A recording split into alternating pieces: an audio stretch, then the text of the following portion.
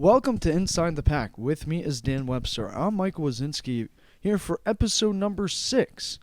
And Dan, welcome into this lovely Monday here following a split weekend for the Ice Wolves against the third place Amarillo Bulls, who now are sitting in second place after earning 3 out of a possible 4 points this past weekend.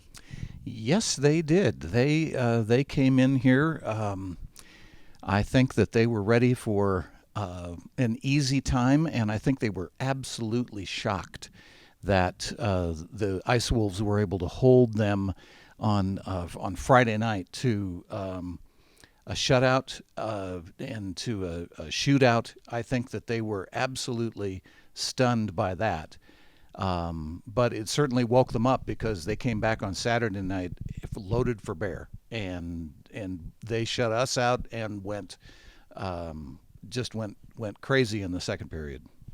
101 shots over 125 minutes for the Amarillo Bulls this past weekend, setting 2 season highs for them in shots for a game. Again, the shootout shots don't count, but overtime does.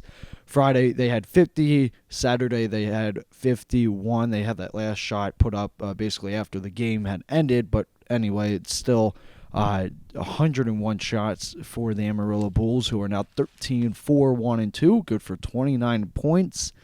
They are on a 7-game point streak.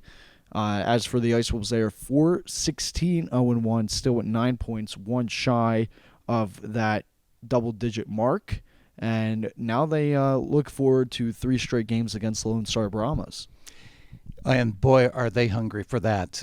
Every player I've spoken to about which team they're really looking forward to playing, and it comes back to Lone Star. I think that that the games that they had here and in North Richland Hills, Texas, really just they really are hungry to take on the Lone Star Brahmas again, and they really hope that they can beat them here on home ice and out of those 3 games that we have Thursday, Friday, and Saturday night. Again, this past weekend, Graziano had a new career high in saves with 50. Got the Ice Wolves their first ever NAHL shutout. Again, they won in the shootout 1-0. Griffin Sanum scored in the 4th round of the shootout. 2 of the Bulls' shots hit the post. That 4th one that came from the captain of the Amarillo, Matt Allen, actually rang off the low side of the left post and sprung right back in between the legs of Graziano. Looking at it real time, it would almost make you believe that it went in and out real quick, but you slow it down, it didn't hit off the post. The referee made the right call at the time. It was waved off, no goal. Then Griffin Sanum followed that up by scoring right after Allen. And the following night, Henrik Larsson was in between the pipes, getting his 5th game at the NAHL level. He set a career high in saves with 47 after they gave him that one extra shot at the end of the game. So 47 saves for him, career high at the NAHL level, surpassing his previous one held at 40, which was a week ago on November 9th when he secured that sweep for the Ice Wolves against the Topeka Pilots, earning his first NAHL win. So he saw 3 power play goals go against them, and then an even strength one kind of caromed off of something in front and beat him. I believe he might even got a piece of it as well. But 4 goals by Amarillo in the second period, none from either team in the first and third, resulting in a shutout for Amarillo. The first time the Ice Wolves have been shut out since October 18th when they played Odessa for that first weekend series in Odessa. And then the next night they won their first ever NAHL game. For Amarillo, though, Charlie Glockner, after talking with Graziano following Friday's game, it goes up as a shutout for both goaltenders because the shootout doesn't impact their record. Also, the shootout goals don't go into the goal category for the player. It's another category called shootout goals. So Sanum is held at 5 goals, but he's got 1 shootout goal now as well. But Glockner, back-to-back shutouts this weekend. He already came into this season with 2, or into this past weekend with 2, so now he doubles it 4, and just helping his team plug along here as they're trying to chase down the number 1 team, Lone Star Promise. And Charlie Glockner, as you pointed out on our Hockey TV telecast the other night, Charlie Glockner was rated the number 1, or got the award for the number 1 goalie in Minnesota high school hockey when he was playing there in Minnetonka. And it turns out that we've got some Minnesota players on our team, and so when I interviewed Cooper Anderson, he was telling me that he knew Charlie in high school because they played in the same area. So Charlie was from Minnetonka, and Cooper was from White Bear Lake, which is northwest or northeast of St. Paul, and so these guys know each other, but they knew that he was a good goalie, and he was. He came in with a 1.95 goals against average. He obviously had a couple of shutouts already this season. So we got to give him his due, and the only puck that got past him was Griffin Sanum's shootout goal on Friday night, and so. We had a real challenge in going up against Glockner and the Bulls. There's no question. He is a very good netminder. Don't get me wrong, and he's going to make an NCAA team very happy, as is Josh Graziano, and both. It was a goaltending matchup. Obviously the Ice Wolves were outshot by a large margin both nights. It was 50-26 on Friday.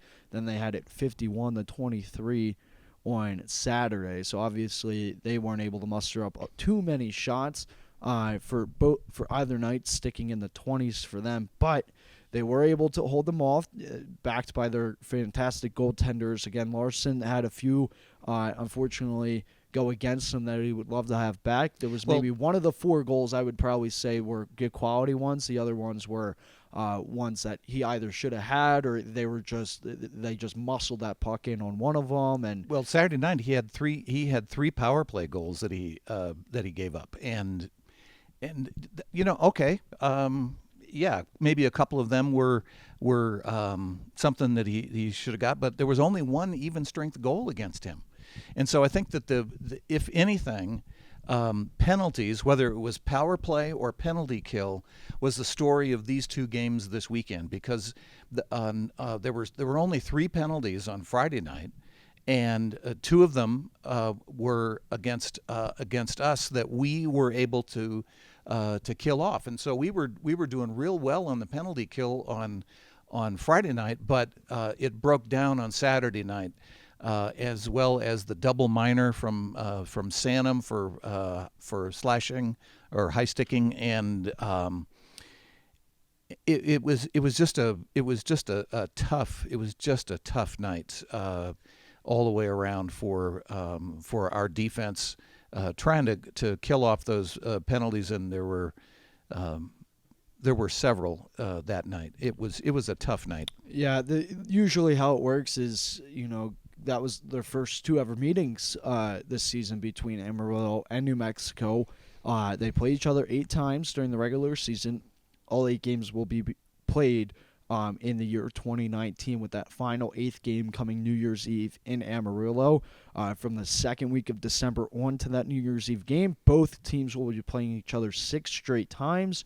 4 on the road for the Ice Wolves, 2 at home, which will be December 20th and the 21st. And then everybody's able to go on break until the 28th to come back and get ready for that New Year's Eve game. But let's take it back to this past weekend. Let's start with Friday here.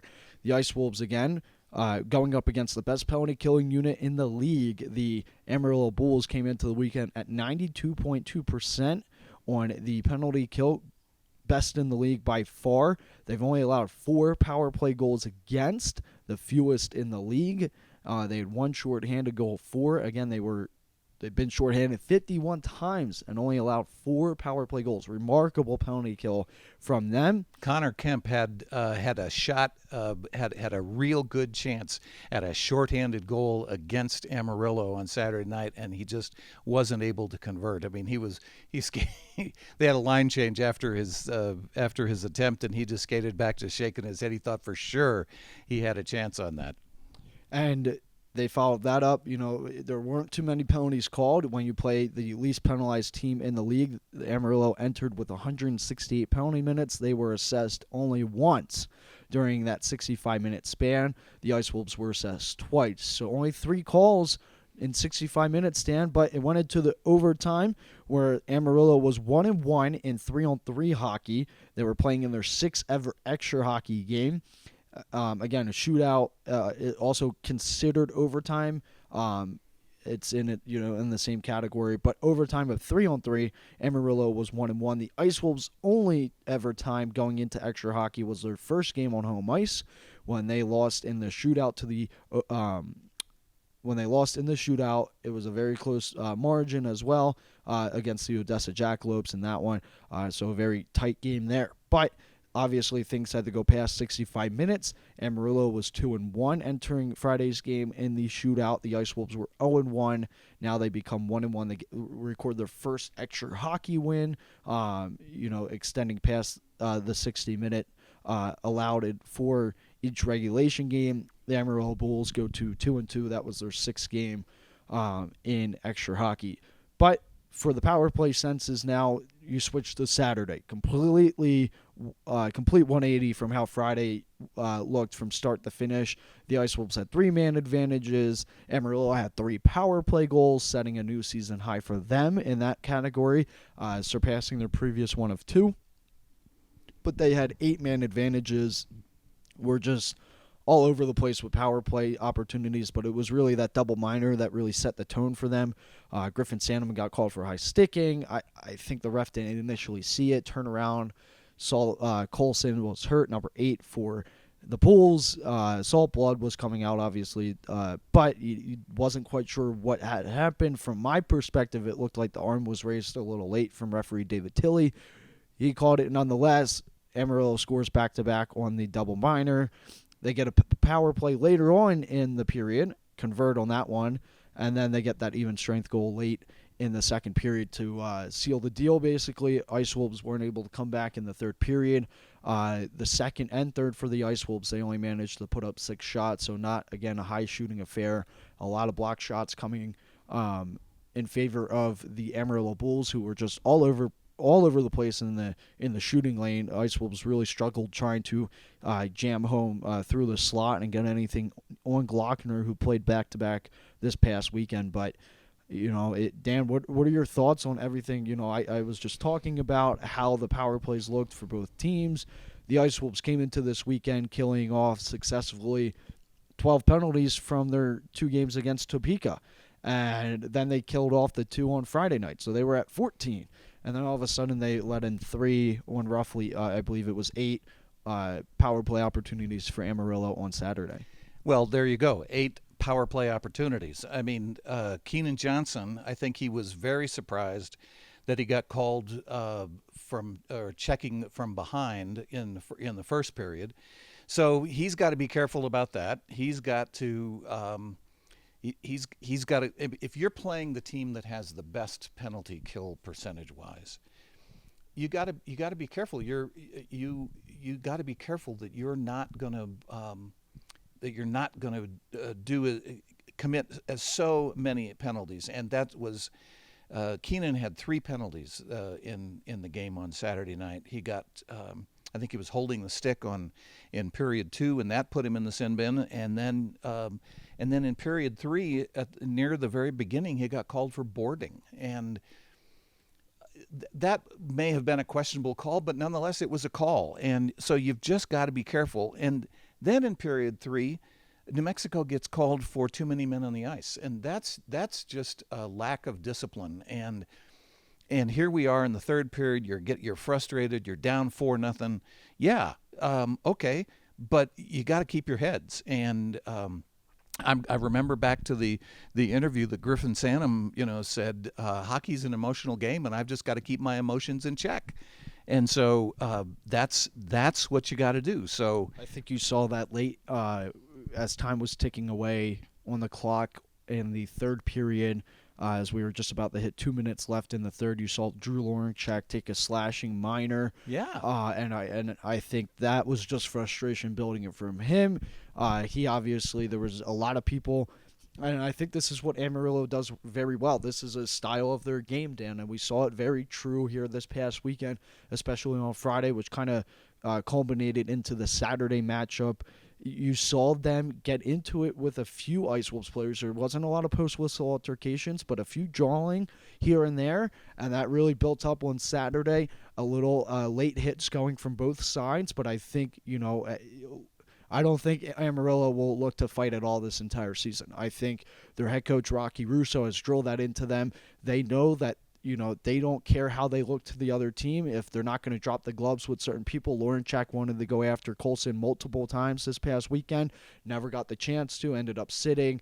Colson skates away with his team, 3 out of 4 points earned. That's the most thing to talk about is that, no matter what the opposition is doing to get under your skin, if they're not going to fight, they're not going to fight. But you don't want to get that retaliation called against you. Give them a man advantage, and then you could put your team down on the board. And that was a point of conversation that I was having with a couple of the team parents on Saturday night after that ugly second period. It was very clear to at least a couple of hockey dads who have been around the game for a long time that Amarillo really is very good at waiting until the referee is looking the other way or has skated toward wherever the puck action is, and behind the scenes they have a wonderful way of intimidating the opponent. And when I say wonderful way, a wonderful way to entice them so that if there is a retaliation move on the part of the Ice Wolves, then the referee has more of a chance to see the retaliation move than the original infraction. Well, Amarillo, with all that being said, Dan, their second period goals for, goals against improved to now +9.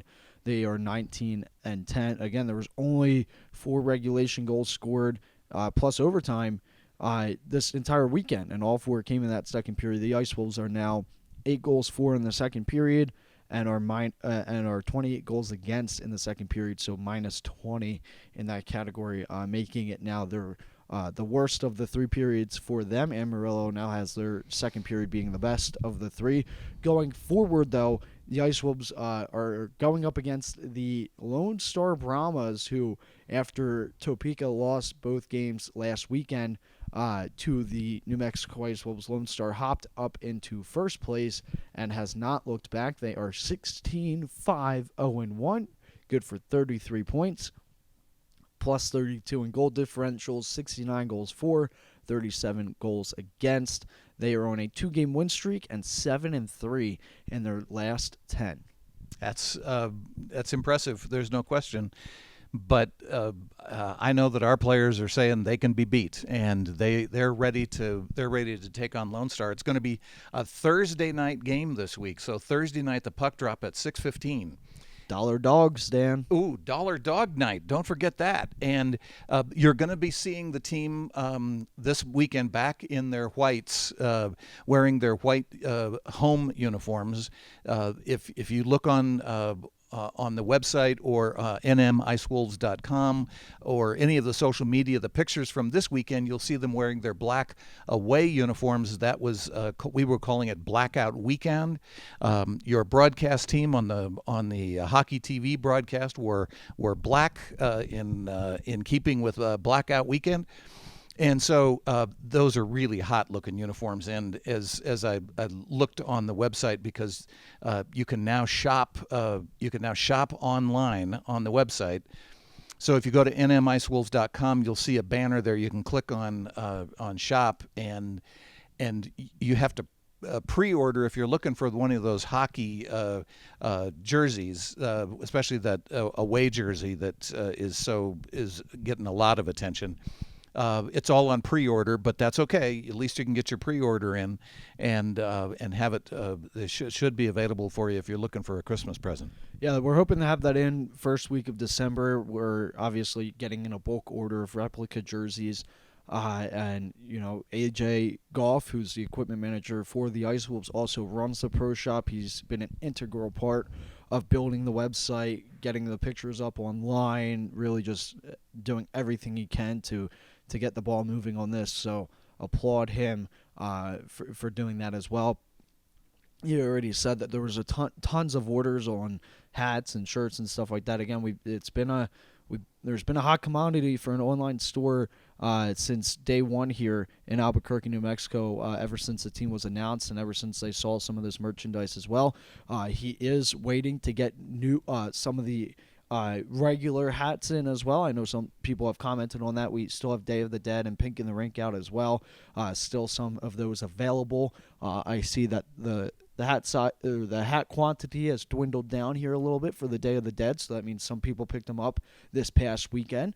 But this weekend will end the 5-week home stretch for the Ice Wolves at the Outpost Ice Arenas. Again, Thursday, Friday, Saturday. Friday and Saturday always same time, same place. But Thursday's game, 6:15. Doors open, of course, an hour before puck drop every home game. After Saturday's game, the Ice Wolves will get ready, though, for Corpus Christi Ice Rays, their first ever meeting between them and the team that basically is about a block or so away from the Gulf of Mexico. So I know a lot of guys are eager to get down there and maybe possibly do some fishing. There was a great story written about some of the guys that like to fish. That's on our website if you want to check that out at nmicewolves.com. But the team's going to be on the road for about 12 straight days. We're not coming back until after that weekend series against the Shreveport Mudbugs. So we go from the Ice Rays to the Mudbugs and all the way back to Albuquerque, where then we start playing the Amarillo Bulls for those 6 straight matches. So, again, a big travel coming up for the Ice Wolves after being home for over a month. And it'd be nice to end this long home stand on a good note. I was talking to some of the guys. We were discussing this off air as well.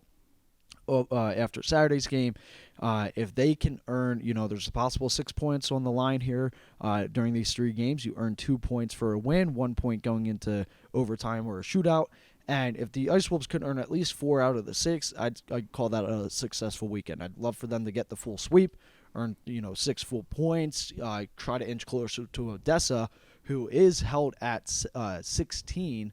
The last time I checked, and yes, they are. They are 7-11, 1-1. So if the Ice Wolves can manage to get at least 4 of the 6 points, hop up in the 13 points, and if Odessa ends up losing this weekend, I'm going to check real quick who they play. But Dan, it's going to be obviously key for them to go up against the best team in the South. They were able to sweep Topeka when they were ranked number 1.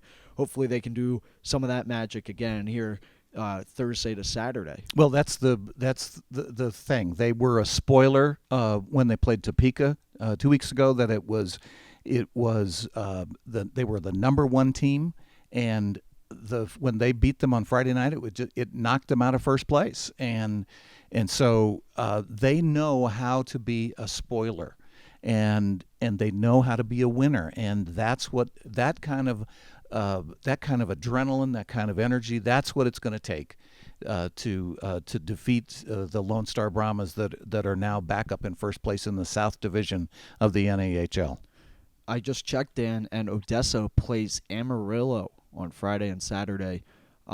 Actually, they just got done playing Corpus this past weekend. They played, I believe it was a Friday, Saturday, Sunday matchup, it looks like, and Odessa started the weekend with 16 points. It looks like they are still stuck at 16, so I believe there was a 3-game sweep in favor of Corpus. And actually, there wasn't.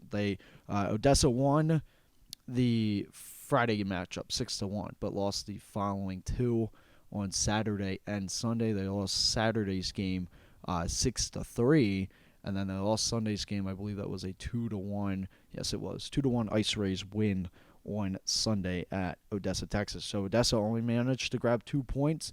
No overtime or anything like that between those 2 teams over the weekend. So they were at 14, now hop up to 16, and they still sit 7 points ahead of the Ice Wolves, who, again, if Odessa's going up against a very tough Amarillo team, if they are able to manage to lose both games against Amarillo, the Ice Wolves pick up 4 points. You're now within 3 points of 6th place if they get to 13, or if they sweep Lone Star, get 3 points or get 6 points out of it, they go up to 15 points, and you're 1 shy of tying the Odessa Jackalopes. It's going to be a very important 3-game series here this weekend to conclude the long 11-game home stretch for the Ice Wolves. Well, the team's out practicing on the ice right now as we record this here in Chili's Pro Shop here at the Outpost Ice Arenas. And they know what they've got to work on. They know that they've got to work on holding back on those potential deficit situations of putting somebody in the penalty box so that they go on the penalty kill, and that just didn't do them well at all on Saturday night. So I think that they know that they have got their work cut out for them going up against the number one team in the South Division. But I know that they are very eager. They really want to take Lone Star down. Well, we just got done playing the Battle of I-40 this past weekend. That will pick back up on December 13th in Amarillo for a 3-game series there. The team will leave the day of. That's the only team that the Ice Wolves will leave game day of to go play. So they'll play Friday, Saturday, Sunday in Amarillo. Then they'll come back. They'll have those 2 games here before the holiday break, and then come back and play that last game on New Year's Eve in Amarillo. So a lot's on the line there during that 6-game stretch. Who knows if Amarillo is going to be in first by then? It could be a long consecutive stretch here for the Ice Wolves of playing first-place teams here to end the 2019 calendar year. It's going to be nice for them to go up against Corpus and Shreveport, kind of in the middle of all this.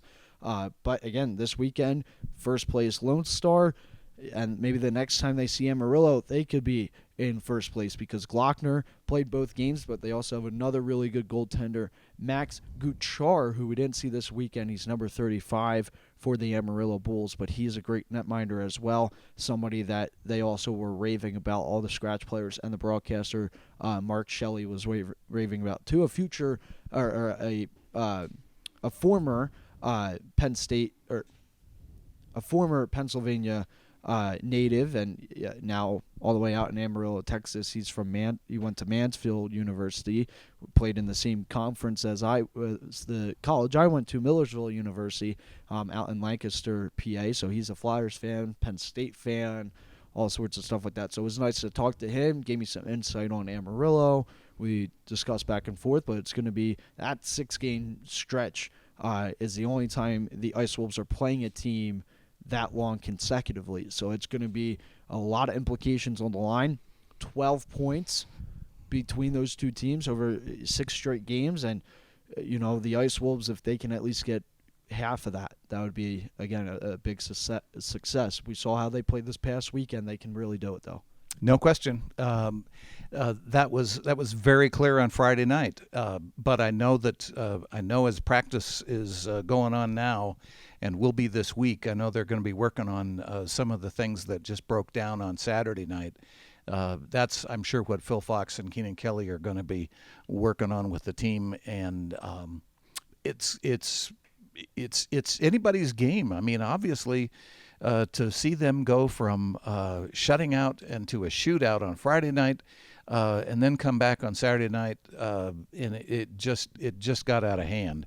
But that's hockey. That's happened. It goes from one day to the next, one period to the next, 1 minute to the next, and that's what's exciting about hockey. So you're going to see exciting hockey this Thursday, Friday, Saturday night here in Albuquerque. If you can get your tickets now on nmicewolves.com and show up for Thursday night, 6:15, Dog Night, you can't beat it.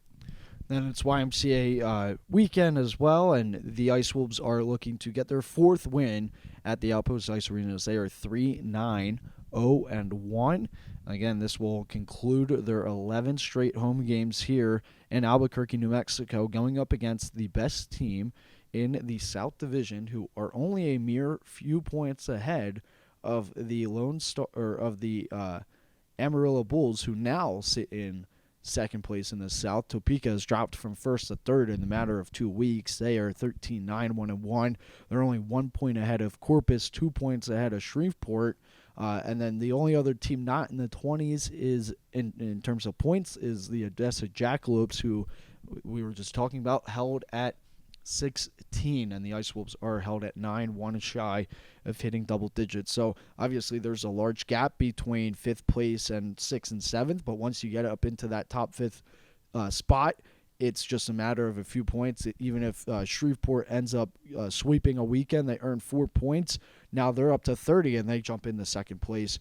Depends on what happens with Amarillo and the Odessa Jackalopes. But again, a lot on the line. Only 4 teams make it to the playoffs come the end of the season, which will conclude the first weekend of April. So still a lot on the line. The Ice Wolves just got done playing their 21st game in their inaugural season, so 39 left to go, Dan.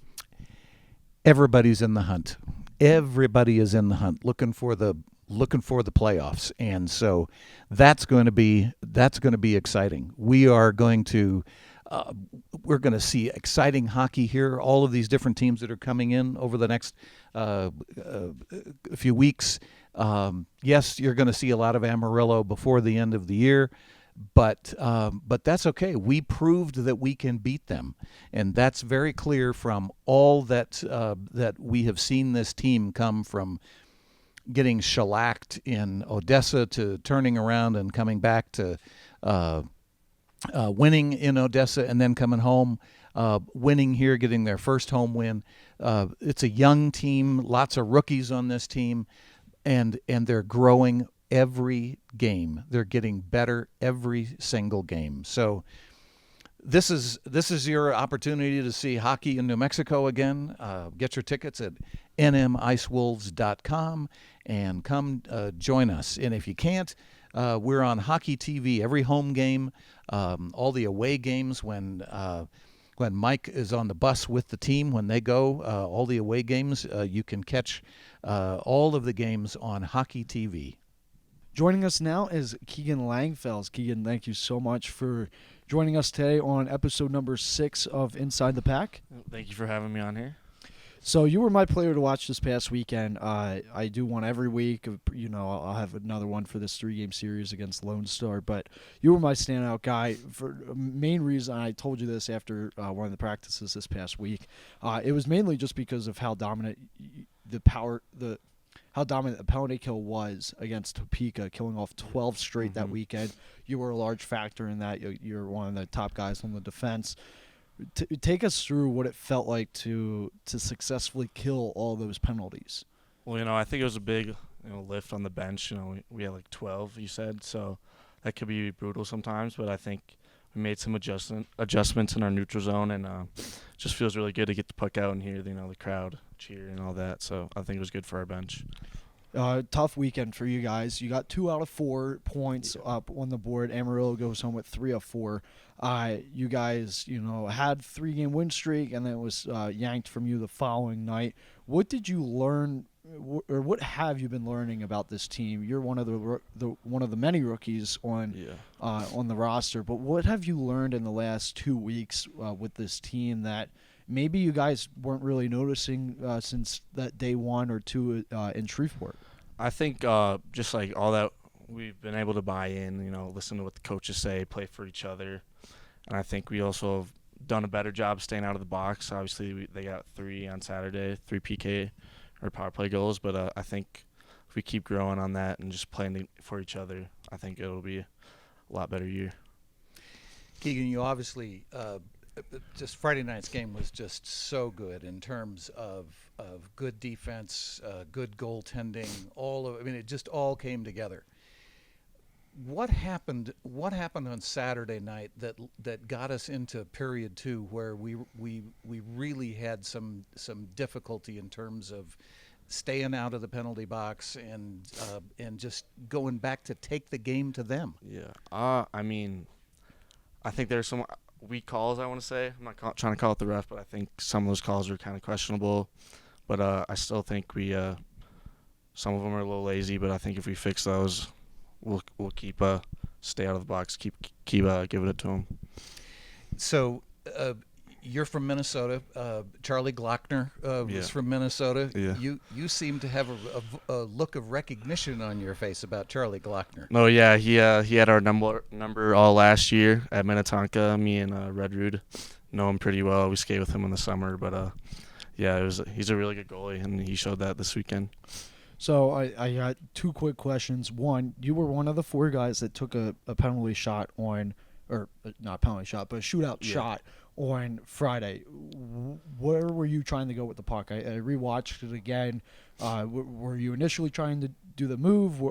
To walk us through that shootout attempt. So yeah, I was trying to go a little backhand, forehand, and then under the blocker, and I think the puck just rolled on me a little bit. But I either do that move or a little fake to the backhand and then roof it. But yeah, it was just rolled on me, I think, a little bit there. I was talking to Phil following Friday's win. Again, phenomenal play from goaltending from both ends of the ice. And I asked him, who decides to take the shootout attempts. We've only ever been in one. Yeah. That was our first ever home game. And unfortunately, we fell short in that category. But, I know you guys kind of do stuff like that on Thursday. It's a little light towards the end of practice.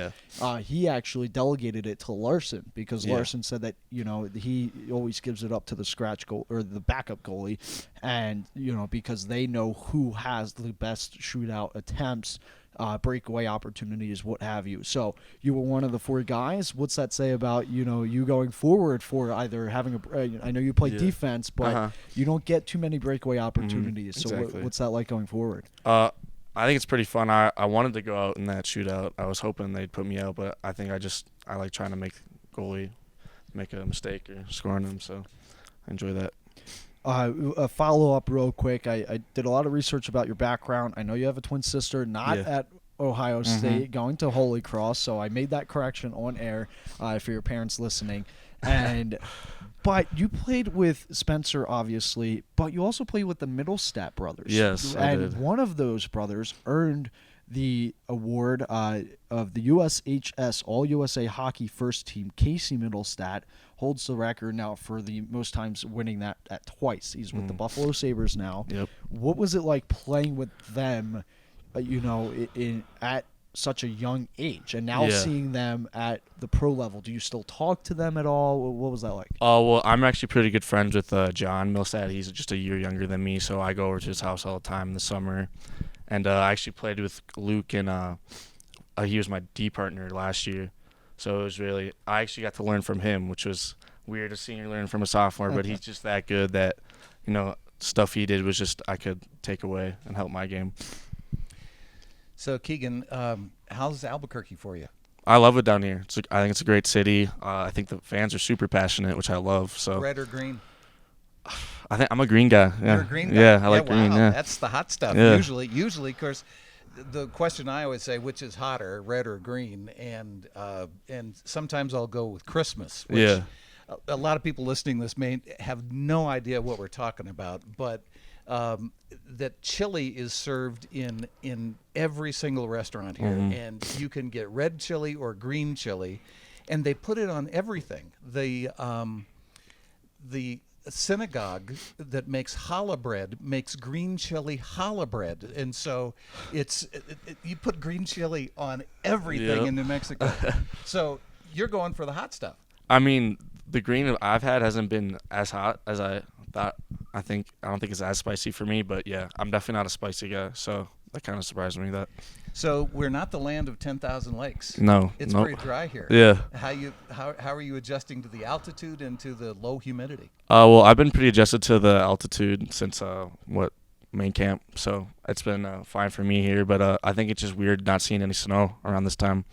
I'm pretty used to it by now, so but I like it. I like the weather right now, so You'll have to drive to it if you want to see the Yeah, snow. exactly. So if you want to get your snow fix, sometimes Santa Fe is about 1,000 to 1,500 feet higher, and that's only a 45-minute drive. Yeah. And so they'll get snow before we yeah. will. So Yeah. Well, I'm glad you're enjoying Albuquerque, and Yeah, love it. and how's your billet family? Everything working out there? Yeah, I just got moved actually into the Hubbards, but yeah, it's been going great so far. So. Oh gosh, the Minnesota families are keeping together. Yeah, exactly. Wow, the refugees. That's great. Well, yeah, it's you're one of the multitude of Minnesota guys on our roster, and Amarillo actually. I was talking to some of their scratch players this past weekend who were alongside the broadcaster up in the broadcast booth, and they actually had an entire 3 set of lines our entire line made up of 3 players from Michigan. So they're Oh, a really? Michigan Okay. centric team. We're a Minnesota centric team. So I Yeah. thought that was very interesting. But like you were saying earlier, a lot of familiar faces with Charlie Glockner, a well-established player coming out of the state of hockey. Pretty prestigious award that he earned, the Frank Brismick Award for being Minnesota's Senior Goalie of the Year. I mean, a lot of guys were talking about, seeing him play throughout high school or going up against him one-on-one. Obviously, he's a very sound netminder, and he played both games for them this past weekend. But going forward, you guys are going up against the Lone Star Brahmas Thursday, Friday, Saturday. They now sit in first place in the South Division with 33 points. You guys have seen them a little handful of times now. Yep. That weekend series at Lone Star, and unfortunately didn't go your way, but you followed that up with that matinee game, which was a lot tighter. Or is that something that you think Phil and Keenan are going to be going back to and watching that film and seeing what you guys did right, because you held them to 3 goals and you guys even got one on the board as well? Or is there going to be a lot more film coming from this past weekend games? No, yeah, I think you're absolutely right. I think they're going to watch that game over, so we did right. But I think we're also just going to grow on what we've been doing the last 4 games, which is tighten the D zone, getting pucks deep, and just playing our game. So, yeah, like a combination of both. Well, again, you guys had a pretty stellar weekend. I would say more so, obviously, on Friday than Saturday. But Henrik Larsson's set a career high in saves. Josh Graziano set a career high in saves. Yep. What's it like? They're the last line of defense. You're kind of second to that as well. What's that like, knowing that 2 solid netminders out there now for the rest of the season? Graziano in talks with some NCAA teams, Yep. and he might be our first commit this season. But what's that like coming from a defensive guy, knowing that you got a solid netminder either night, no matter who Phil or Keenan decide to go with? Yeah, I think it gives our D end a lot of confidence. I think they give us a chance every night to win. So just play good in front of them, and we know they'll bail us out a couple times. So. Well, that's it from Dan. I don't have anything off the top of my head that I would want to ask you. I think we addressed everything. If there's anything you want to say before you head off, I always let somebody, if there's any shout-outs you want to give to anybody listening on YouTube here for the podcast. We have some of the other players out here maybe want a little shout-out of their own. All right. Not going to mention any names. See if you do. Shout out John Garvey, Drew Lornchek, and my grandparents. So hopefully they're going to watch this. And So I heard we might have a special guest as well. Speaking of grandparents, this will go off of Cooper Anderson.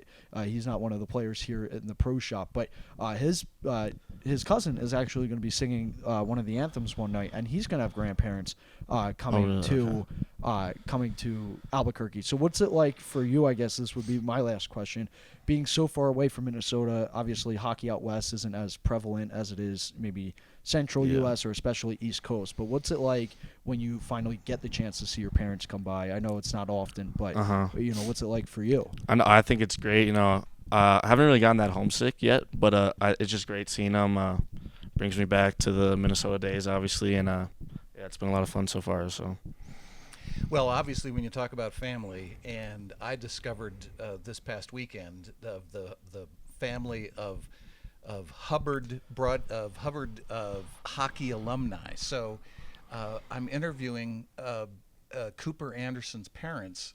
His dad played for the USHL St. Paul Vulcans back in the 90s. Oh, okay. And the Hubbards owned the St. Paul Vulcans. Oh, okay. At that time. That's funny. And now Yeah. the Hubbards own the New Mexico Ice Wolves. Here you are. Here's Cooper Anderson. Mm-hmm. There's a real tradition of Minnesota Hubbards and hockey going on. Yeah. This is just the New Mexico contingent. Mm-hmm. Exactly. So you're enjoying. I think as what Will Anderson said, Cooper's dad. The Hubbards really run a good hockey organization. Yeah, absolutely. And I think that you have fallen into that. I think that you're going to enjoy getting to know Stan pretty well. I worked for him 33 years ago, and after I retired and he bought the team, I said, "How can I help?" Here I am. I've done a lot of things for Stan. I'll keep doing them. Yeah. Well, I think that will conclude our interview portion here, unless you have anything else to say. I know you gave some shout-outs to some of the boys and your grandparents. So, Keegan, thanks again so much for joining me here on, and Dan as well, on the podcast for our podcast number 6 here, and going into this 3-game stretch. I do want to touch on, though, maybe if some of the other guys want to come over and chime in, by all means, feel free to come on over. This will kind of be an open-ended question to either one of you three. Again, Keegan Langefels with me, John Garvey, Drew Lorenchak.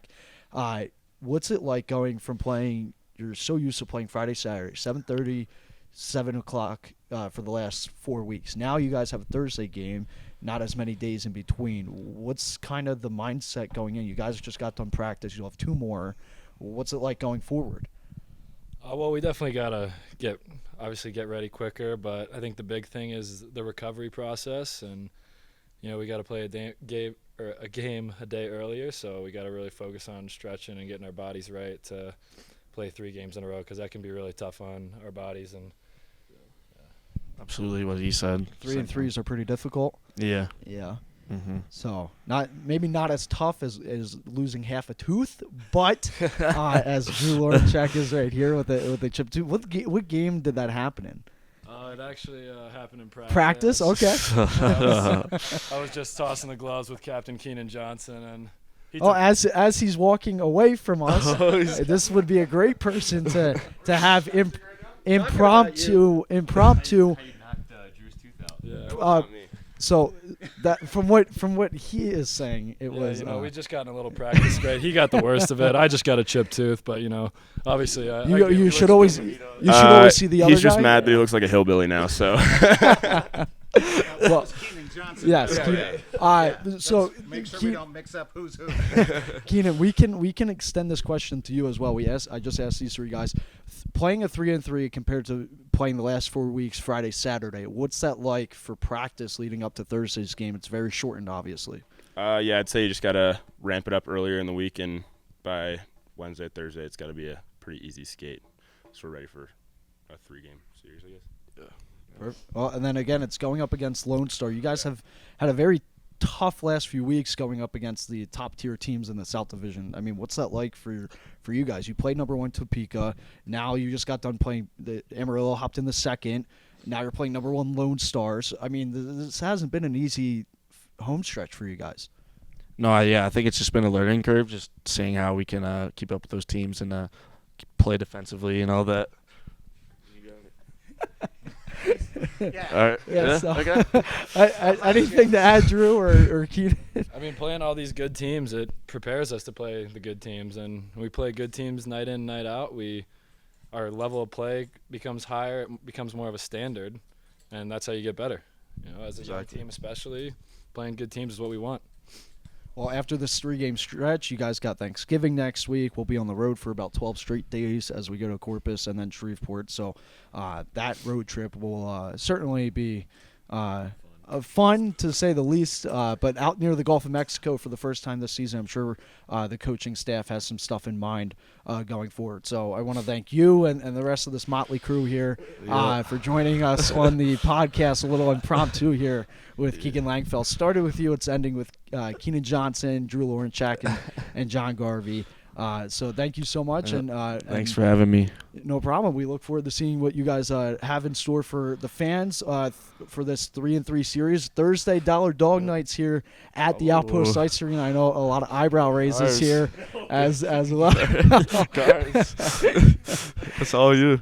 So make sure you get your tickets at tickets.nmiswolves.com, and then we'll have YMCA weekend on Friday and Saturday. Sweet. So we'll see you next week on the podcast, but hopefully we will see you here Thursday 6:15, Friday 7:30, Saturday 7 o'clock at the Outpost to conclude 11 straight home games for the Ice Wolves, who are just 1 point shy of hitting double digits, and they are inching closer to sixth place, where Odessa is held at 16 points.